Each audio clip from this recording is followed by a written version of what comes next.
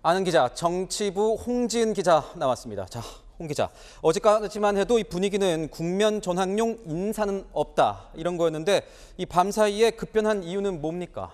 네, 핵심은 바로 여론입니다. 선거 패패 후폭풍에 국민의힘 지도부 긴박하게 움직였지만 여론은 계속 나빠졌죠. 앞서 윤 대통령 국면 전환용 인적 교체는 없다고 밝혔는데요. 당 핵심 관계자들은 그냥 넘어갈 수 없는 상황이라는 점을 대통령에게 전달했고 대통령도 수용한 것으로 전해집니다.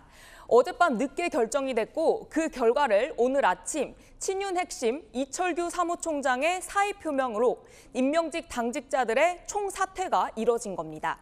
이철규 의원은 채널A와 통화에서 이번 사의 표명은 당의 안정에 방점이 있다고 전했습니다.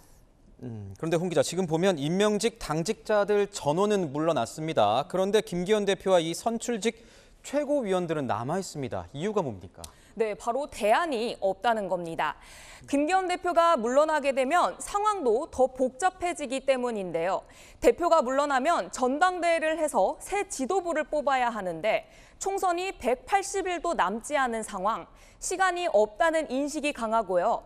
전당대회가 아니라면 비상대책위원회 체제로 가는 건데 비대위원장을 구하고 꾸리고 그 과정에서 당이 엄청난 혼란을 겪을 수 있다는 겁니다. 당 핵심 관계자들의 의견을 종합해보면요. 현재까지 김기현 대표의 사퇴 가능성은 0%라고 합니다. 0%. 앞서 리포트에서도 우리가 봤지만 임명직 사퇴만으로는 부족하다. 이런 분위기 아니겠습니까? 김기현 대표도 물러나라. 이런 목소리도 있지 않습니까? 네, 그렇습니다. 수도권과 충청권 의원들 사이에선 이대로는 안 된다는 분위기가 강합니다. 예상보다 더 큰 격차로 패배한 강서구청장 보궐선거 결과를 보고 위기감이 높아졌기 때문인데요. 김기현 대표도 책임져야 한다는 것은 물론 당과 대통령실과의 관계를 우려합니다. 한마디로 할 말 하는 지도부여야지 지금과 같은 대통령실과의 수직적 관계로는 더는 안 된다는 겁니다.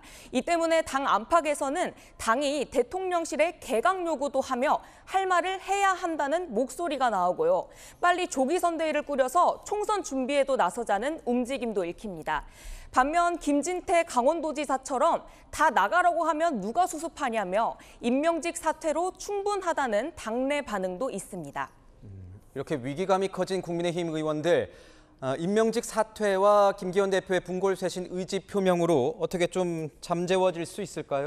네, 내일 예정된 국민의힘 긴급 의원총회가 첫 고비가 될 겁니다. 내일 오후 4시에 예정돼 있는데요. 수도권 여러 의원들과 통화를 해봤는데 일단 의원총회 가서 들어보겠다고 말하는 사람들이 많습니다. 김기현 대표가 어떤 쇄신 카드를 들고 나오느냐에 달렸다는 건데요.